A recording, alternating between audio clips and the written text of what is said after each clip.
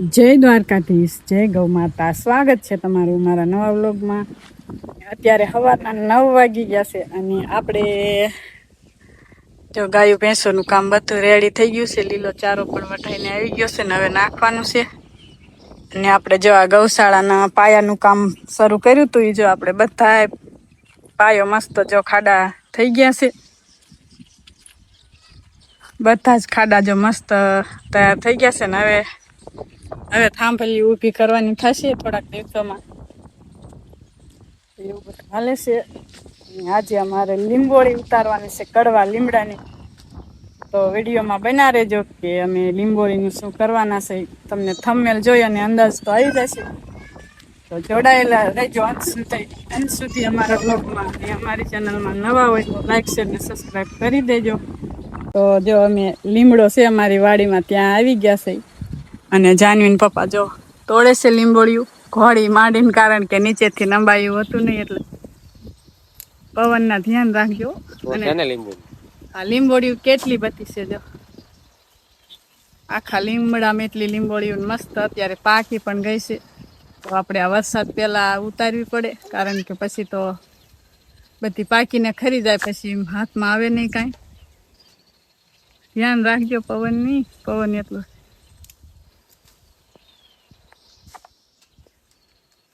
ઘોડી પકડું કે ના?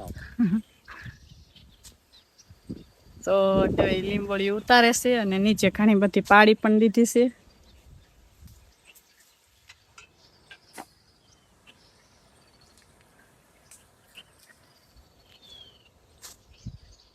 મોક્ષા તારે ખાવી હે લીંબોળી? હાલે હાલે હાલે. અમારા મોક્ષાબેન ને લીંબોળિયું બહુ ભાવે. ના લીંબોળિયું હારી, પણ આ મોટા ને અને નાના બાળકોને ખાવો. નાના બાળકોને કે આપણે મોટાને લીંબોળી આમે તે હારી સ્વાસ્થ્ય માટે. તો જો ઘણી બધી લીંબોળી પાડી દીધી છે ને હજી ઘણી બધી પાડવાની છે ને પછી આ લીંબોળી આપણે ડાળીમાંથી અલગ તોડવી પડશે. તો હવે જાનવીન પપ્પાએ જો ઘોડી ફેરવી નાખી છે અને બીજી ડાળી આવી ગયા છે. તો એમાં પણ ઘણી બધી લીંબોળીઓ છે. તો જો નીચે નાખે છે અને પછી મારે કામ લેવાનું છે બીટવાનું લીંબોળિયું. તો એટલી પાડી છે ને જે હજી હાથમાં આવે એટલી આપણે લીંબોળીઓ લઈ જ લેવાની છે, કારણ કે આખા વર્ષનો સ્ટોક આપણે કરવો પડે. આ પછી શિયાળે તો આ થાય નહીં, વર્ષમાં એક જ વાર થાય છે. તમારે મોક્ષાબેન ખૂટી ગઈ, ખાવી છે બીજી? હે, બીજી લઈ લીધી? તો ખાઓ, ઠળિયા કાઢજો, કાઢો હો ને. તો અમારા મોક્ષાબેન આવી ગયા છે લીંબોળિયું ખાવા માટે. તો એને લીંબોળીઓ બહુ ભાવે કે મમ્મી મને કેરી કરતા તો લીંબોળી ભાવે. કા તને લીંબોળી બહુ ભાવે ને?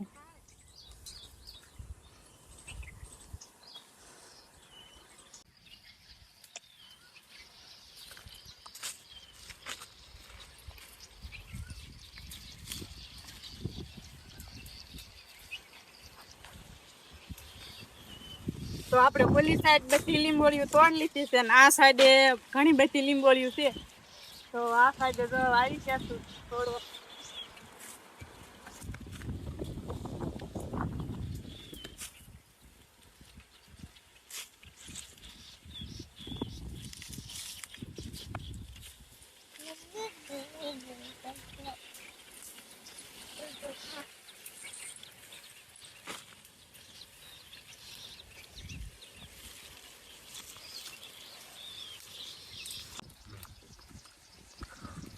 જો હવે લીંબોળીઓ આપણે બીટવાની શરૂઆત કરી દીધી હતી. તો આપણે આટલી લીંબોળીઓ બીટાઈ ગઈ છે મસ્ત, અને હજી આ બધી બીટવાની બાકી છે. અને હજી લગભગ આપણે પાડવી પણ પડશે લીંબોળીઓ. તો આ લીંબોળી છે એ આપણે ઓર્ગેનિક ખેતીમાં ઉપયોગ કરવાની છે. તો આપણે ડીએપી યુરિયા ને એવું બધું નાખીએ અને આપણી જમીન બગડી ગઈ છે અને ખર્ચા વધી ગયા છે, ઉત્પાદન ઘટી ગયું છે. તો આપણે ઓર્ગેનિક ખેતી કરવાની જરૂર છે. તો અમે તો જો શરૂઆત કરતી નથી. તો ઓર્ગેનિક ખેતી તો આ લીંબોળીનો એની પછી હવે હાંજની આપણે પાડશું અને બીટી લઈશું એવી રીતે. અને જો હેઠે આપણે લીમડા નીચે બધી સાફ સફાઈ હોય ને તો ખરી જાય અને પછી વાળ લઈને તો પણ ચાલે, પણ અમારે વાળ છે તો અગાઉ ઉતારવી પડે ને પછી વરસાદ આવે તો ઉગી જાય, એટલા માટે અમે જો અગાઉથી ઉતારી લીધી છે લીંબોળી. અને ઓર્ગેનિક ખેતીની શરૂઆત કરી છે અમે, તો બધા અનુભવ લેતા જઈએ અને ઓર્ગેનિક ખેતી કરતા જઈએ. આ વર્ષે શરૂઆત કરી છે ઓર્ગેનિક ખેતીની. અને આપણે જો હજી પણ લીંબોળી બીટવાનું કામ શરૂ જ છે, અને આપણે સાંજ સુધી બીટાય એટલે લીંબોળી બીટવાની જ છે, અને પછી પાણી પલાળીને મૂકી દઈશું 2 દિવસ. જો મસ્ત બીટી નાખી છે બધી.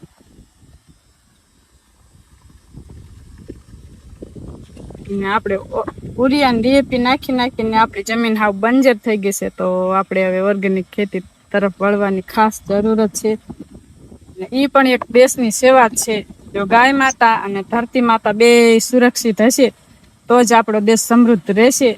તો જો અમે તો બને એટલી હવે ઓર્ગેનિક ખેતી કરશું અને ગાય માતાની સેવા કરશું, એ જ અમારા માટે દેશની સેવા છે. તો જો અમારે આખો દિવસ આજે લીંબોળી બીટવાનું કામ છે, અને પછી અમારી જમીનમાં અમે પાયાના ખાતર તરીકે આ લીંબોળીનો ખોળ નાખશું.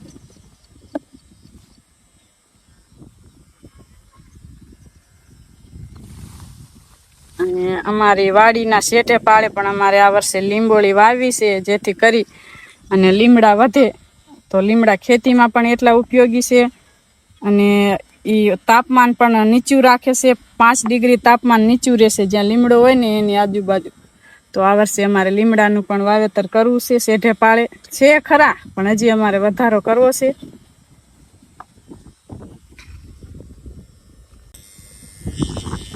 તો અત્યારે સાંજના 6 વાગી ગયા છે, અને આપણે લીંબોળીનું કામ પૂરું થયું નથી.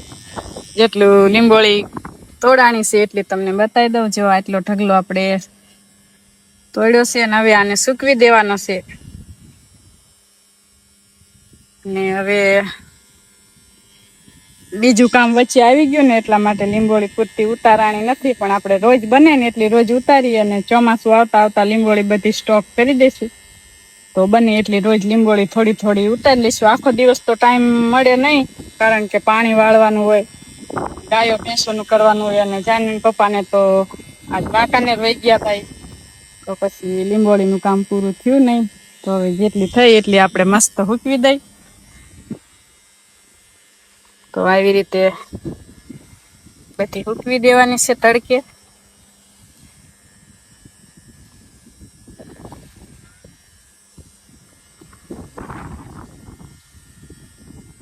અને પછી આપણે બકાલું આ વર્ષે ઘર પૂરતું ઓર્ગેનિક કરવાનું છે, તો એટલી શરૂઆત કરી છે હજી ઓર્ગેનિક કરવાની. તો ઘરનું શાકભાજી આપણે ઓર્ગેનિક ખાવાનું છે, તો આનો ખોળ બનાવી અને પાયાના ખાતરમાં નાખવાનો થશે.